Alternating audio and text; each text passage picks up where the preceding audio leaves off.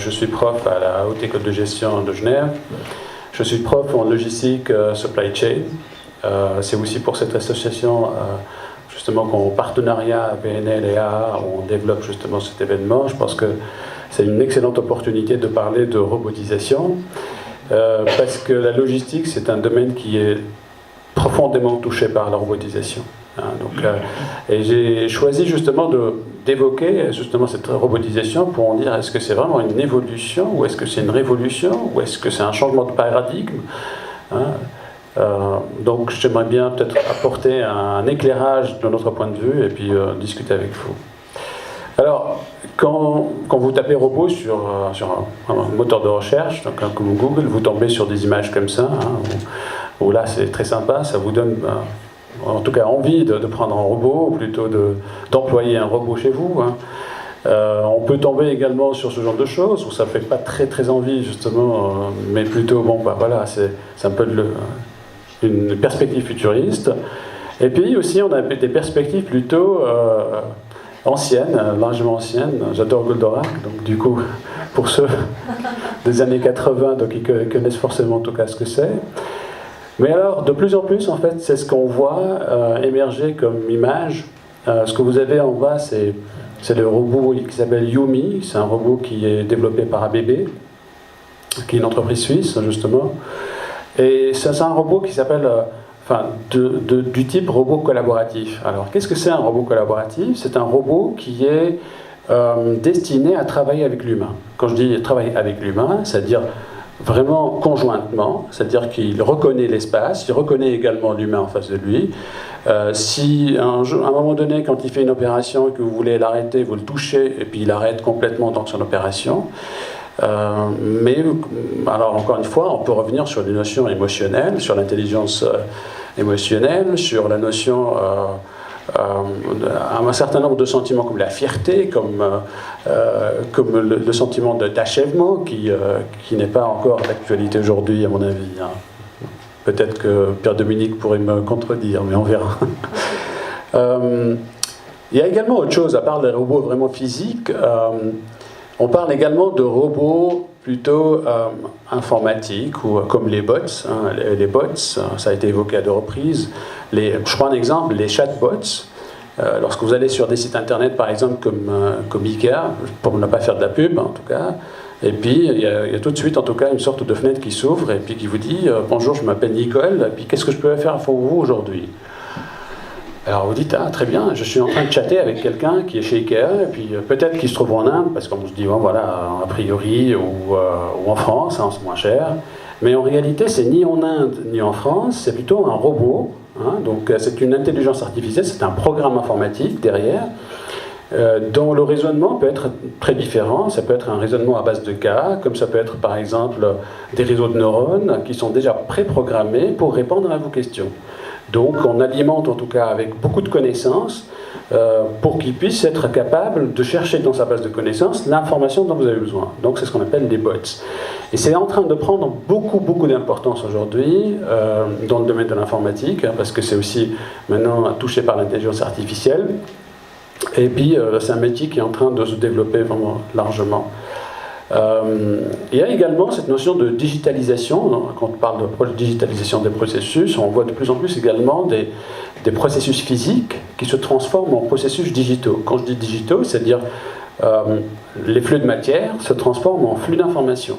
Donc il y a un changement complet, en tout cas, de business model qui fait que on arrive par exemple, à court-circuiter une partie de la chaîne de valeur. On arrive également à réduire les délais sur les chaînes de valeur. Si vous prenez par exemple des opérations de transport aujourd'hui, eh bien, je donne un exemple.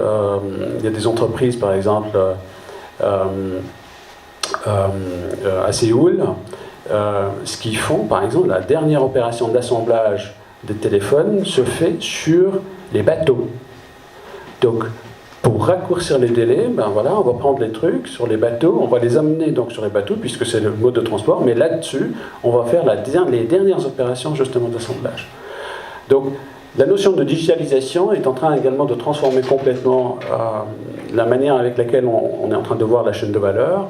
La digitalisation, c'est un des fondements de l'industrie 4.0. Alors, Industrie 4.0, pourquoi 4.0? C'est parce que c'est quatrième révolution industrielle, après la première, deuxième et troisième. Ici, vous avez un schéma qui vous dit, mais qu'est-ce que ça veut dire, hein, finalement, hein? La quatrième révolution industrielle n'est autre qu'une avancée, hein, qu'une sorte d'évolution progressive, justement, de ce qui a été développé jusque-là. Donc les premières révolutions, c'est plutôt donc, les machines. La deuxième, c'est principalement en tout cas la production de masse et les lignes de production. La troisième, c'est lorsque je commence à programmer mes machines à travers l'informatique. Et la quatrième, c'est lorsque je fais communiquer justement des machines entre elles, sans que ce soit moi qui programme quoi que ce soit ou qui fasse quoi que ce soit. Je mets des machines ensemble, ils arrivent à communiquer, ils arrivent justement à développer quelque chose sans que j'intervienne. Alors, je reprends encore un exemple d'intelligence artificielle. Donc, il y a eu 2 programmes informatiques d'intelligence artificielle qu'on a mis en commun. En fait, ce qu'on a réalisé après coup, c'est qu'ils ont commencé à développer leur propre langage eux-mêmes.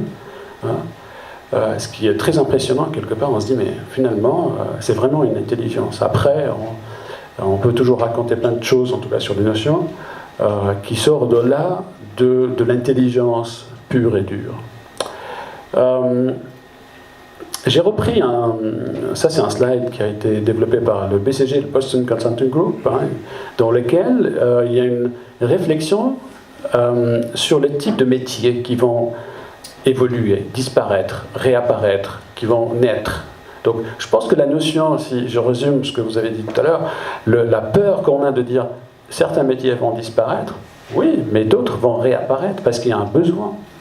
Alors, bien évidemment, la question après, quels sont les métiers qui vont vraiment disparaître? Eh bien, quand on voit par ici, hein, je vais juste essayer peut-être de zoomer, enfin, non. Alors, ce que vous voyez par exemple, ce que vous voyez en tout cas alors c'est un aspect montagneux, voilà, déjà, pour résumer. Donc, les pics que vous voyez, c'est l'évolution justement donc, de l'augmentation de l'activité, donc des emplois, et ça c'est uniquement en Allemagne, parce que l'Allemagne, pourquoi? Parce que Industrie 4.0, il faut savoir, ça a été, c'est le mot qui a été prononcé par les décideurs de Siemens, et ça a été fait en Allemagne. Donc ça a commencé en tout cas comme ça. Hein. Donc il y a toujours quelqu'un derrière la création, et je pense que ça aussi c'est très important, que on est en train de quelque part d'appliquer des concepts de nature, mais dans le concept de création, il y a toujours un homme derrière, ou il y a toujours une entité en tout cas supranaturelle. Alors, donc, ce que vous voyez en tout cas, par exemple, comme pic vert, c'est l'augmentation qu'il peut y avoir. Et c'est notamment relatif à ce que vous voyez en bas, donc tout ce qui est R&D, hein, donc la recherche et développement, oui, ben, on en a besoin. Et ce n'est pas des robots qui vont le faire, c'est plutôt nous qui allons développer tous ces aspects-là. Les métiers qui vont disparaître, en tout cas, ce sont des métiers qui sont un petit peu en creux en bas, donc ce sont des métiers qui sont répétitifs. Hein. Quand je vois ça, c'est tout ce qui est, par exemple, l'automatisation, hein, automated, tout ce qui est métier lié à l'automobile, où les gens font des activités répétitives sur des productions de masse, sur des lignes de production, et dont la valeur ajoutée n'est plus en valeur par rapport à un pays comme l'Allemagne. Donc du coup, ces métiers-là vont forcément disparaître. Il y a d'autres métiers aussi qui n'ont pas été évoqués ici, qui sont en train en tout cas de changer complètement, comme le métier de comptabilité.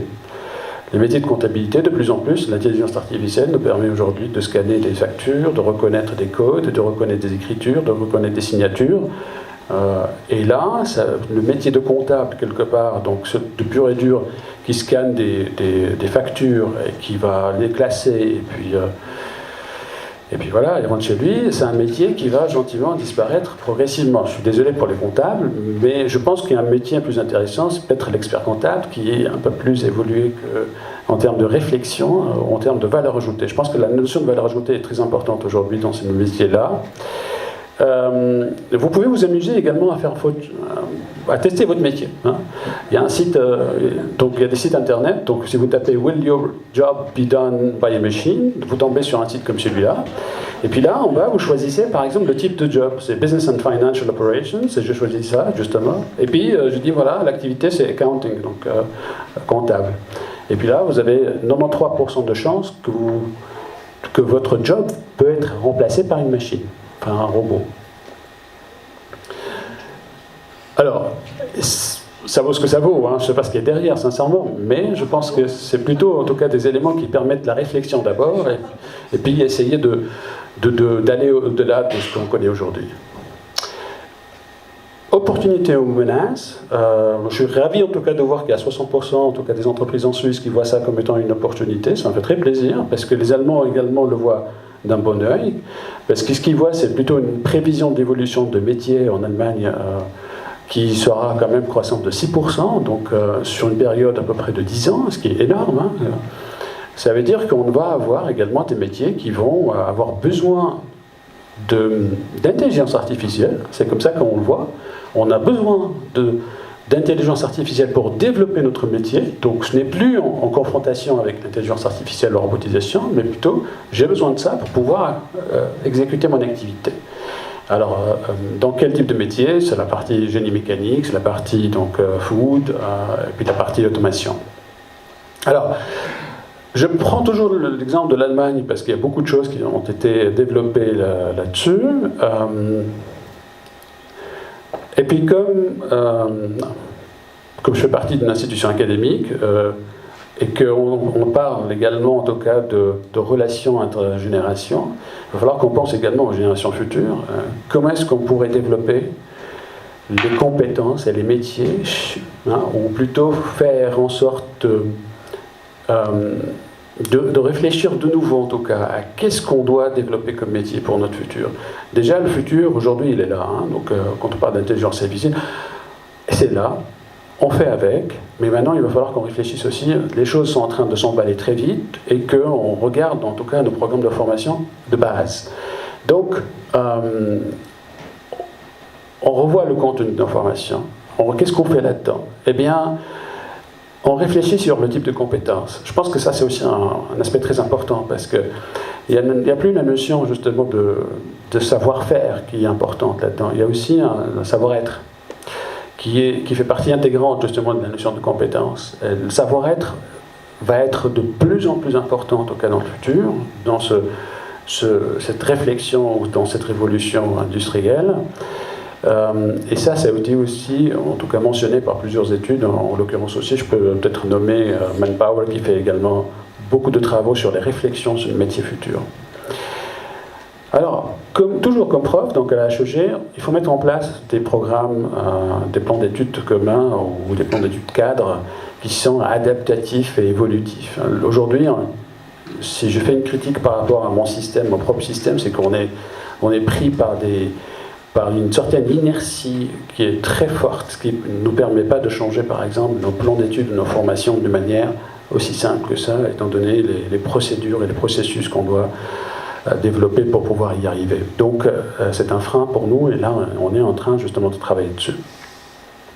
Et puis, un troisième point, c'est la revalorisation des compétences. Hein, c'est-à-dire que, puisque je parle maintenant de compétences plutôt à un savoir-être, hein, donc les personnes qui avaient un savoir-faire où l'activité va tendre à disparaître, je pourrais valoriser son savoir-être différemment.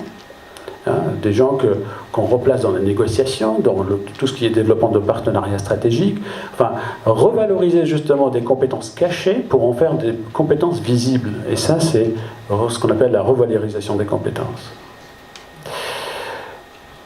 Donc, la HEG, pour donner un exemple, hein, parce que je parlais de choses concrètes, c'est qu'avec VNL, on a réfléchi justement sur ce qu'on va faire. Ça date déjà de 3-4 ans.